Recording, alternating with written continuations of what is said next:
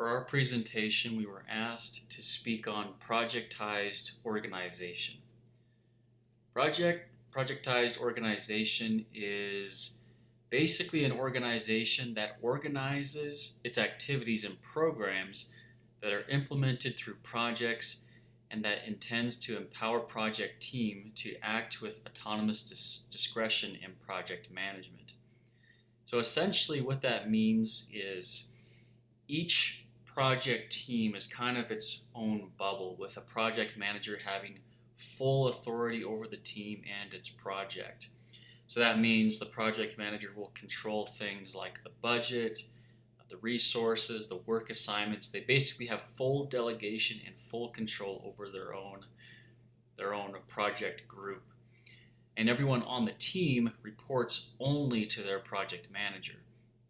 And oftentimes these teams will be co-located in certain areas in their building for better performance. They found that when team members are put together that are working on the same project, their performance is noticeably better. And then typically when the project is finished, the team is disbanded and then they're able to be formed up into a new team at some other point. So taking a look at this versus an old school approach, which you could say would be maybe a functional organization. Functional organization is, it's not really, they don't really have a project manager. They're more of like a project coordinator. They don't really have a whole lot of authority. They don't really have a budget. So this differs greatly from projectized organization, where everything is strictly structured into these project groups where a project manager has full authority. So that's pretty much the main difference between a projectized organization and a more traditional old school approach that would be functional organization. So moving on from that, we wanted to talk a little bit about the advantages of projectized organization. And first off, the managers can shift their focus from the bureaucratic structure to having self-sufficient teams. This allows the managers direct the teams to focus on results and make changes to overcome those problems. So this kind of talks about how the project manager will be able to focus more on the results of the project and how the team is executing the project, rather than trying to micromanage the individual teams. So that gives them the benefit of having more time to increase the project outcome. Next, the organization focuses on developing, executing, and evaluating results of the development project. So this kind of talks about how the organization structure allows that it focuses specifically on projects, making sure the projects get done, and when the project's done, the organization kind of dissolves and it gets readapted to the next project to focus on the strengths of the individuals and organizing them into teams and allowing them to be able to shine with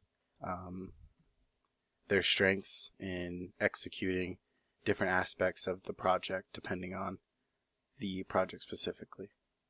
Next, the project managers become kind of an accountability role, as the individual teams are to manage themselves. So they kind of make sure that the teams are doing what they need to, but not micromanage.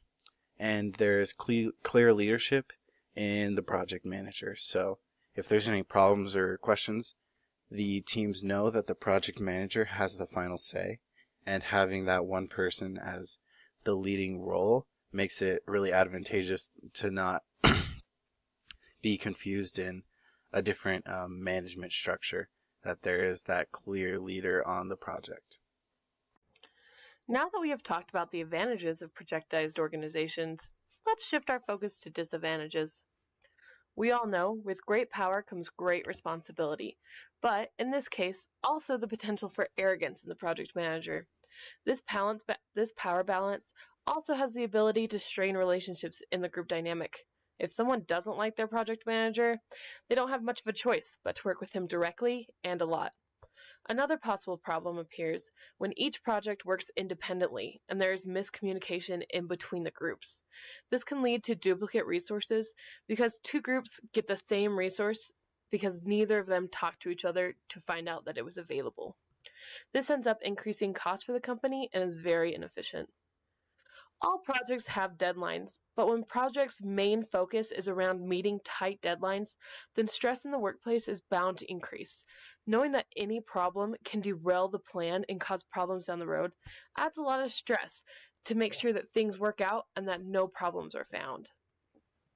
While disbanding groups at the conclusion of a project is a benefit to the company because this means that they can get very focused, specialized people that best meet their needs, this also leads to the workforce not being as loyal to the company. Because they know that each project could be their last, they will be continually looking for other opportunities outside the company and might choose to look elsewhere instead of continuing on. And finally, while having the best people and the best equipment is of course going to be great for the product and more efficient, the trade-off is it costs money. Good people and good resources cost a lot of money, and more money than some of the other organizations out there. Hello everyone, my name is Ian Petty, and I've been tasked with talking about the effectiveness of projectized organization and how it can be applied in the real world. Now that we know a little bit about what projectized organization is, the advantages and disadvantages of it, we need to know when is it the best time to really apply this? What teams can most take advantage of this? Well, typically, if a team is able to be very dynamic, very fast, they can organize quickly and hit a project hard, they might be more suited for projectized organization. If they're able to compartmentalize and clearly define the set of tasks, then they might be able to take advantage of projectized organization. An example might be a company who has a website and the same company has a mobile app. They might share some resources there in terms of logo, branding, things like that, but the website is a completely different entity than a mobile app.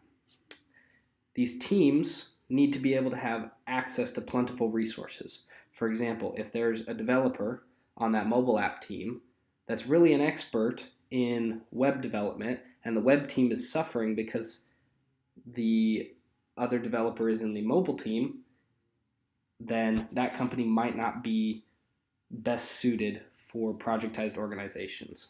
These projects really need to be driven from the top down, from the project manager themselves in order to succeed, and they really have to be almost their own separate little companies within a company. These projects need to be totally self-sustaining.